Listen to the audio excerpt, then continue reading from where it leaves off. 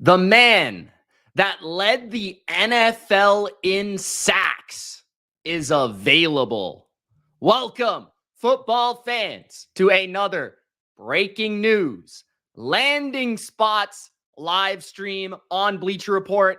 I'm Mitch, and I'm here to give you my favorite landing spots for the NFL's leading sacker, Trey Hendrickson. 17 and a half sacks in 2024. Will he find a new home? The report is that Cincinnati is shifting their focus towards the offense. They want to keep Jamar Chase long term. They want to make Joe Burrow happy. And by doing so, they're going to have to re-sign T. Higgins potentially as well. So the Bengals are a little bit short on cash for their best defensive player. Do I think that they should look to trade Trey Hendrickson? No, I don't. Honestly, I think that they should try to keep Trey Hendrickson as best as they can. But the reports are that they just keep falling short.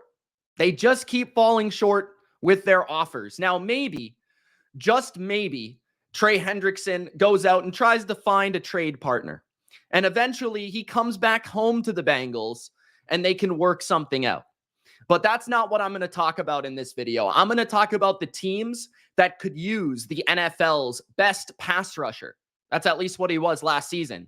Trey Hendrickson is going on to his year 31 in life, but also in the NFL. So he's a little bit past 30, but he's had his best seasons of his NFL career the last 2 years. At 29, he had 17 and a half sacks. He followed that up with, guess what? 17 and a half sacks. That was good enough to lead the NFL last season at the age of 30. He had 6 passes defense as a defensive end. He had 2 forced fumbles, and he's had 2 or more forced fumbles in each of his last 4 seasons. With the Bengals, he has 14 sacks, 8 sacks, 17 and a half, and 17 and a half. In the year previous to joining the Bengals, he had 13 and a half in his breakout season with the New Orleans Saints in the year 2020. So he is a 4-time Pro Bowler with the Bengals. He is a first-team All-Pro, and he was actually second in Defensive Player of the Year votes this season. I think the only reason he didn't win the Defensive Player of the Year is because of how bad the defense was around him, how poor the defense in Cincinnati was behind him, guys. So I think that Trey Hendrickson is legitimately, arguably, the best edge rusher in the sport right now, especially when it comes to getting to the quarterback. He led the NFL in pressures and sacks, 83 pressures this season, a 90.4 pass rushing grade, which was good for 5th in the NFL as well. He also, like I said, had 18 sacks according to PFF's numbers, 17 and a half according to the NFL numbers, 16 quarterback hits, which was one of the most in the NFL, and 32 stops, which was also top 10 in the NFL. So yeah, Hendrickson across the board is an absolute animal. In my opinion, he's been one of the more underrated defensive ends and NFL players in the sport. So I think whoever can get him is going to totally catapult their defense to the next level. So let's get started with the landing spots, guys. Shout out to Pats fan in the chat. I hope you guys can find a way to comment.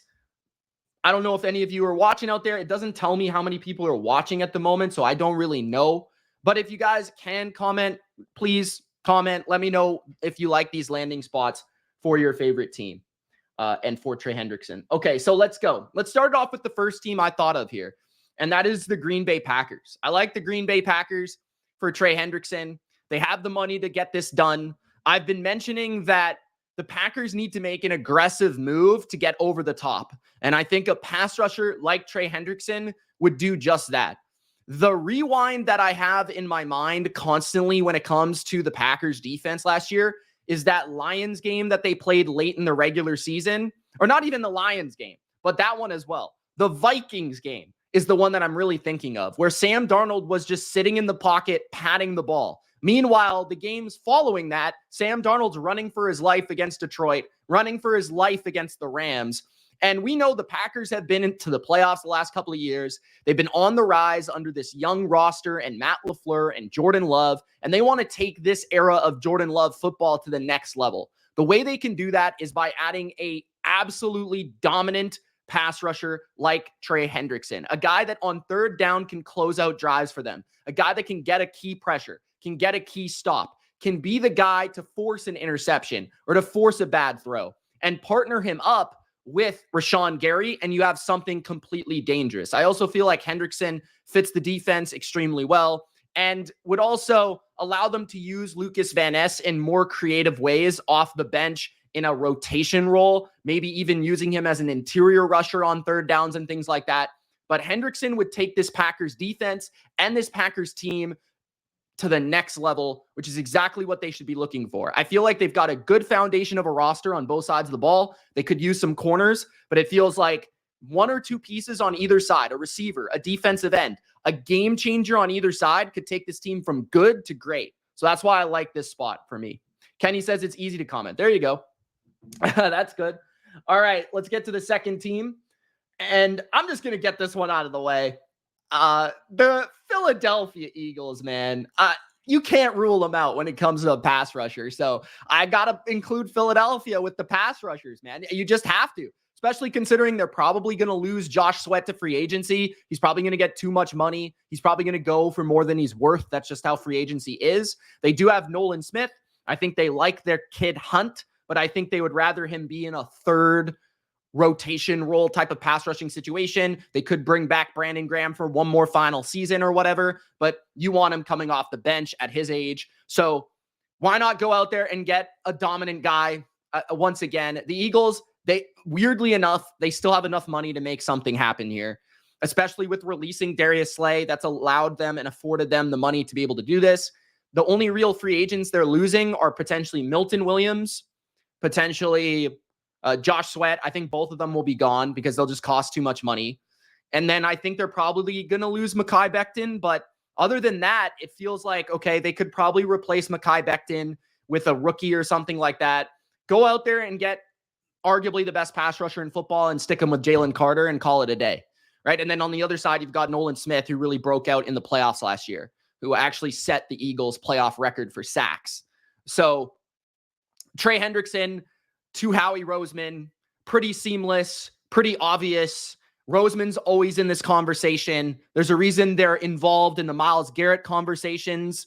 And this is something I kind of want to follow up with is like, if a team is involved in the Myles Garrett sweepstakes, a team should be involved in the Trey Hendrickson sweepstakes. I understand Myles Garrett's a more all-around, better, more dominant player, a little bit younger. But Hendrickson's probably not going to cost as much. Not in draft capital and not in salary, right? So if you can't quite afford what it takes to get Myles Garrett, you should be looking at Trey Hendrickson, especially if you're a contender, because he's in that ripe age. Like he's like 30 years old, still at his peak, in his prime. If you could get him for 1, 2, 3 years, for the next 3 years to put up 10 plus sacks for you, you should be in the conversation if you're a contending team. And the Eagles are certainly that. They're looking to extend this not just to one Super Bowl championship, but to a dynasty. So add Trey Hendrickson to this defense. I think it would do some damage to the NFL. Salary cap is not real, Team X says. That is kind of true. Not 100%, but kind of true. Kind of true. All right, next up. Somebody said that the Bills can't afford him. Well, I'm throwing the Bills up there. The reason I'm throwing the Bills up there is because we've heard heavy rumors about the Bills being interested in Myles Garrett. So it's a good thread, right? It's a good follow through when it comes to Myles Garrett. If they're not going to get Myles Garrett, they think he's too expensive, too much draft capital.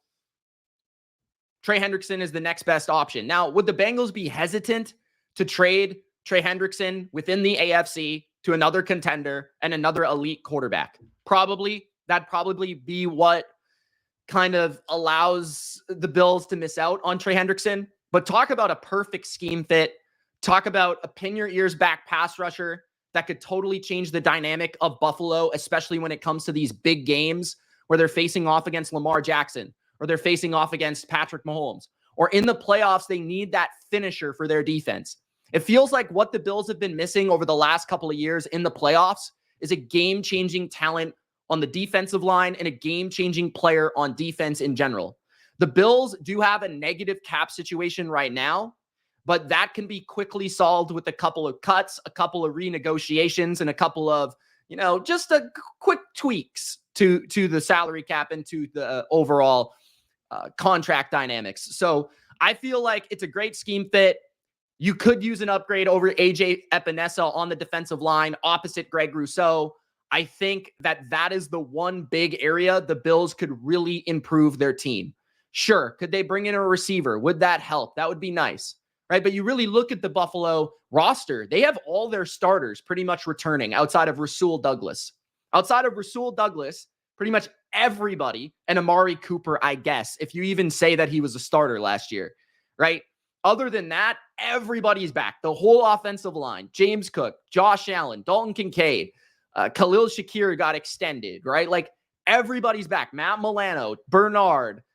So could they improve their safeties? Could they replace Rasul Douglas? They still got the draft to do these things as well. Go out there, and the number one thing, just as I mentioned the Packers, the number one thing the Bills can do to set themselves apart, to really put themselves over the top, is find a defensive playmaker that offensive lines need to double team, that they need to chip, that changes the dynamic and tilts the field. That's what the Bills need more than anything else. Offense is not a problem. Josh Allen's not a problem. There's a reason you keep losing because of your defense in the playoffs. So McDermott, get it done. The next team I want to talk about. The Niners are interesting, guys. I just don't know with the current dynamics of how the Niners are building their team. I don't necessarily know that is what's going to happen. Like, I feel like because they have Nick Bosa already, it's far more likely that they try to find like another veteran player that's a little bit cheaper. Let's say Joey Bosa, as we discussed last night. Joey Bosa to go with Nick Bosa, right? Like putting so much money into Trey Hendrickson and Nick Bosa, I just don't think is affordable for the Niners at this point in time. So I think it's far more likely he goes somewhere else. Somebody brought up Tampa, so let's rotate our conversation to the Buccaneers. I do think the Bucs are a possibility. Trey Hendrickson is from Florida, first of all. I believe he was born in Orlando, so there you go. Also, on top of that, you've got Todd Bowles' defense, which really took a downward trajectory last season. They improved against the run from the previous season, but what they've really been missing is an ability to get to the quarterback with a four-man rush. And on paper, if you were to have a four-man pass rush of Vita Vea, Kalijah Kancey, Yaya Diaby, and Trey Hendrickson, that would be much closer to what the 2020 and 2021 teams, and really just the 2020 team had, because the 2021 pass rush actually wasn't that good because JPP kind of slowed down. It was really just Shaq who was getting after it. But to me, the Bucs have been just really missing a four-man pass rush the last few years, and that's leaving their defense out to dry. That's leaving their secondary out covering way too long. It's having Todd Bowles having to send way too many blitzes and probably more than he would even like, despite being really aggressive in that regard.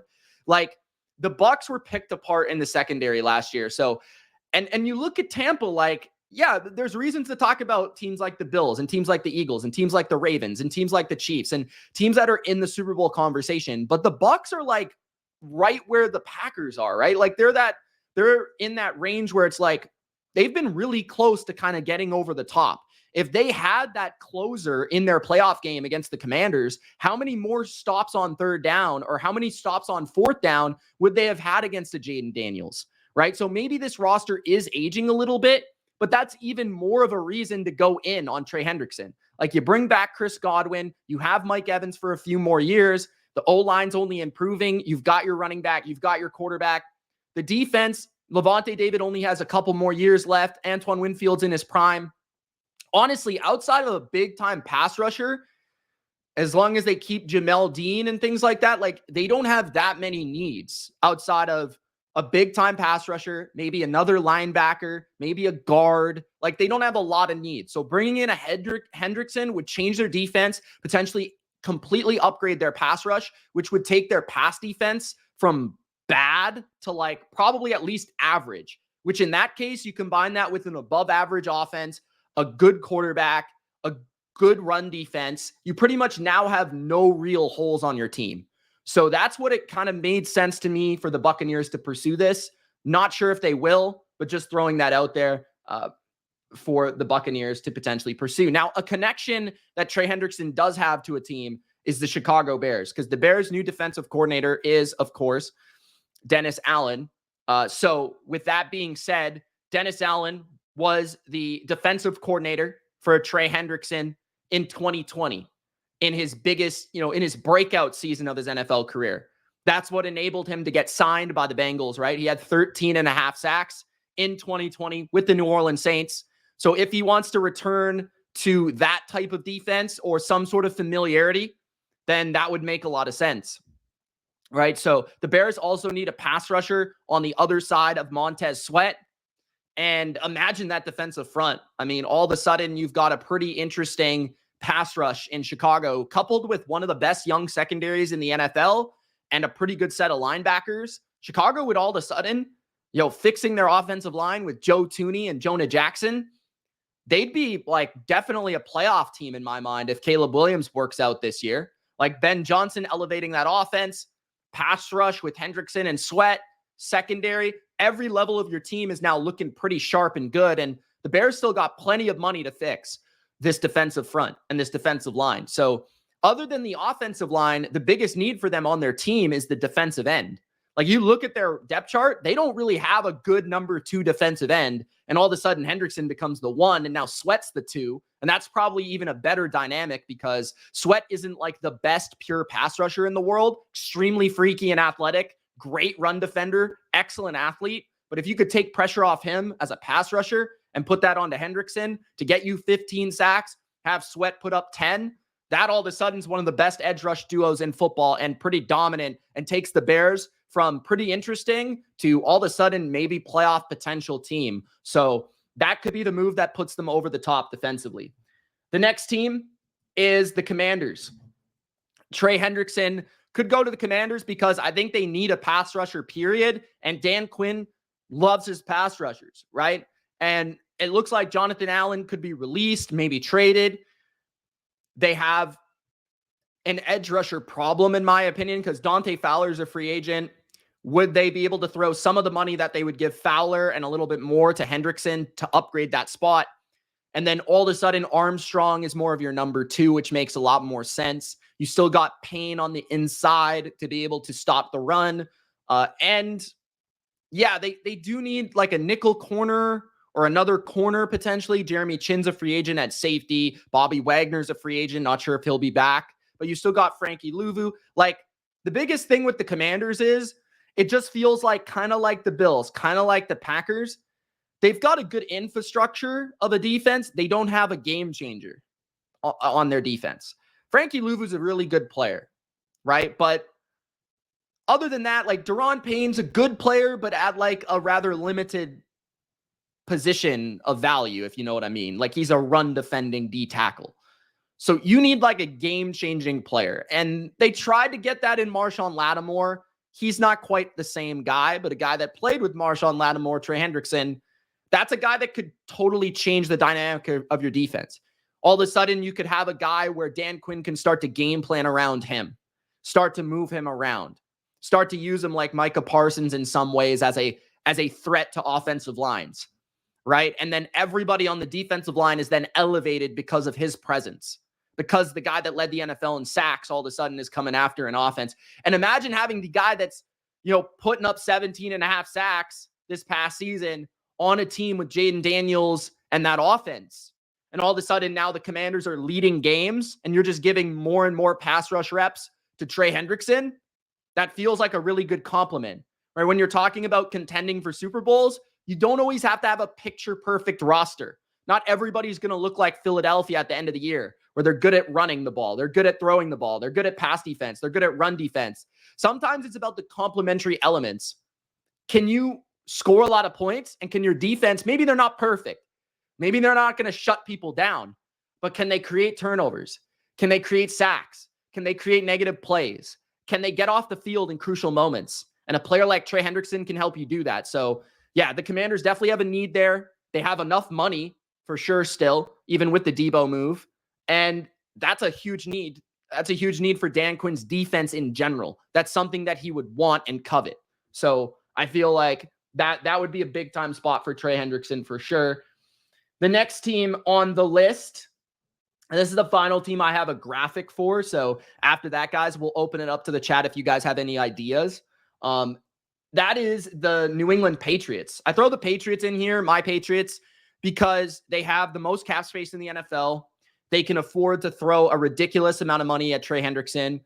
They have an obvious edge rusher need. They don't have a big-time edge rusher. Mike Vrabel was a former edge rusher himself in New England, former Pro Bowl, all-pro level player in that regard. So you would think he would covet that. There's also been rumors about earlier in the offseason that the Patriots would pick Abdul Carter if he were at number 4. So just for that fact alone, it feels like they do want to address their pass rush. They have guys like Keon White, who's underrated. Christian Barmore at his best is a very good player, but they're more destructive on the inside of the defensive line. If you could add an edge rusher, that all of a sudden now you've got a really good edge rusher, a really good interior guy with Barmore long-term. You've got Christian Gonzalez at corner. Now all of a sudden you're starting to put together some pieces for your defense and have at every level, of your defense, a pretty dominant player or a dominant game-changing aspect of your defense, right? So I think that New England will be involved in the pass rushing sweepstakes, whether that be for Milton Williams, who's heavily connected to the Patriots, whether it be for Sweat. They're going to look to upgrade their pass rush. So with all the money they have, with the draft capital they have, they should be able to go after a Trey Hendrickson and say, how much do you want? We'll pay it to you. Come here. I know that we're not a contender, but you'll get paid the way you want to get paid, handsomely, right? So that makes a lot of sense. And you never know. I mean, New England with Drake May, couple moves in free agency, Mike Vrabel as their coach. All of a sudden, you bring in a Trey Hendrickson, they could be in the playoff mix. It's not that crazy to say. So, yeah. The Pats fan says, I like your take. Just don't waste time on the pass. They don't want him. They won't overpay a 30-year-old edge rusher, especially not trading for him. I'm not sure. So the one question I have is I'm not sure how much it will take to trade for him. Like, will it be like a 3rd round pick, a 4th round pick, maybe a 2nd at the most? Like, I honestly don't think he's going to get a 2nd because you've got to pay him and he's 30. And as good as he is, I mean, he's arguably the best player at his position last year. As good as he is, we've seen great players like this not go for that much. Like maybe a 3rd round would feel like right to me. It feels like the only players that go for a ton of picks are quarterbacks and receivers. And I guess at tackle if any of them ever hit the market, but that never really happens. But I think New England would at least be interested. And like I said, with all the money they have, sign them to a 3-year deal, have them there for the next 3 years. All of a sudden you've got an edge one. You don't even have to draft it, right? So, yeah, I think, especially because he's played the best football of his career the last 2 years. I'm not sure about the Barmore thing. I don't know what his health is like. We'll see. I think he'll be back eventually, but the Panthers are a team that could use an edge rusher. There's no doubt about that. I definitely think they should be involved in the discussion there. Pats fan, it's not an either or, bro. It's not an either or. We could trade for both. We could sign a receiver. Could sign Devontae Adams. Could sign Chris Godwin. Could sign Cooper Kupp if he hits the market. Could draft a receiver. There's so many different avenues. You've got to attack the free agency period and the draft period in different perspectives, right? It's not just one focus. We're not just going to do one thing one way, right? Like, would you love to get Ronnie Stanley in free agency? Yes, but what if that doesn't happen? What if you have to pivot and use the money elsewhere? You still want to make this team a better team. So that's where, like, a team like New England that has as much cap as they have, you should be interested in making your team better. The Chargers, I don't see it. I think that, I mean, it's possible, I guess, because they have a lot of cap space and they are a contending team. I don't really see any ties to their coaching staff. I think they want to bring back Khalil Mack. They want to develop their younger pass rushers. Maybe they'll go after another veteran. It's possible. I don't know if it's likely. I wouldn't put it very high on the list, but yeah. All right. Chargers, Panthers, I think is one that, yeah, I would include in the conversation. Vikings, I don't see it. Vikings have one of the best pass rushing combinations in football. They're not going to invest more into the edge position. I've seen the Vikings and people talking about edge. I mean, Jonathan Grenard and Andrew Van Ginkel are absolutely awesome players. I don't understand why they would be looking for more. Atlanta Falcons could use him. Yeah, I've actually seen the rumor that the Falcons are interested. I think the only thing that would really stop that is potentially Trey Hendrickson not wanting to go there for whatever reason. But yeah, the Falcons need a pass rusher big time. They tried it with Matt Judon. Now, do they feel like with that 3rd round pick, they don't really have enough capital to make another trade for a pass rusher? That might be a possibility. Would they rather go out and sign somebody? Maybe. But if you trade for him, obviously it's a lot more likely that he's coming to your team. The Falcons also don't have a ton of money. They've got a good amount of money, but it's not like Patriots, Raiders type territory for the contract negotiation. But definitely, I feel like the Falcons' biggest need on their entire team is edge rusher. It's not even close. So I definitely think I would include the Falcons for sure. It's just I can only make so many graphics and put so many teams. But yeah, every team would love to have a player like Trey Hendrickson. He's been arguably my favorite edge rusher in football. Him and Max Crosby are like 2 of my favorite players to watch at this position because their motor is relentless. Their ability to just snap after snap after snap after snap to just get after it is out of this world. Like, that's the thing that people will love about Trey Hendrickson. This guy just never gives up on a play, never gives up on a series. Even as bad as his defense was, he was a one-man wrecking crew. They would double him. They would, all the attention in the world. Everybody knows you've got to stop Trey Hendrickson. And still, like, nobody on his defensive line was even any good this year. And he still had the most sacks in the league, guys. Like, that's how good he was last year. Like, people don't understand. Julio says pair them up, Max Crosby and Trey Hendrickson. Very possible, although I don't think that's where the Raiders will be spending their money because they already extended Max Crosby. They've got Christian Wilkins on the D-line. Tyree Wilson had a bit better of a breakout season last year, late last season. He looks like he's on the incline. So I think they're going to spend money on safety, corner. I think they're going to spend money on receiver potentially, maybe quarterback, of course. So it depends on where they go with quarterback and how urgent they are. Like if they go after like Aaron Rodgers, that might entice them to get more aggressive. But if they go after, or Sam Darnold even, but if they try to go younger at quarterback, that might allow them to take their time at those positions. But I could see them going after like the best corners on the market. Maybe a guy like Carlton Davis, who has a tie to Tom Brady, maybe Javon Holland at safety. They need a lot of secondary pieces too. So they've got a lot of holes on defense they've got to think about. And defensive line is probably the least of the worries for them. Could Dallas try? It's possible. I just don't think so because I don't think they want to put the top capital and top money into this position. Like, because Parsons is going to be making a ton of money. So if you have Micah Parsons and Trey Hendrickson, so much of your money is going to those players and then CeeDee Lamb and Dak Prescott. I just don't think they're in a good position to do that. Kind of like the Niners. The Eagles are possible. I brought them up earlier. I wouldn't say the Vikings are working to improve their pass rush. I think that will be from the interior. Their edge rush is good though. I wouldn't be worried about their edge rush. Bills. Yes, we talked about the Bills. The Bills need a game-changing player. Looks like, guys, Christian Kirk got traded to the Texans. That's interesting. I thought he was released. Am I crazy? I thought Christian Kirk was released, bro. Anyone else see that? I don't think the Chiefs are going to be that good this year. I'm not going to lie. I feel like the Chiefs are going to drop a little bit. They just traded Joe Thuney. I don't know what that tells us. Diggs is out. Yeah, I think Diggs will be on a new team. Kirk to the Texans is interesting. I think it's a good fit overall. I mean, he's got that vertical element to his game. Really underrated player, especially as like a 2 or a 3 on the Texans. Probably a 2 to start, and then Tank Dell comes back, and you've got kind of a good 2-3 combination. Kirk is more of a slot guy, so he kind of does replace Stephon Diggs pretty well.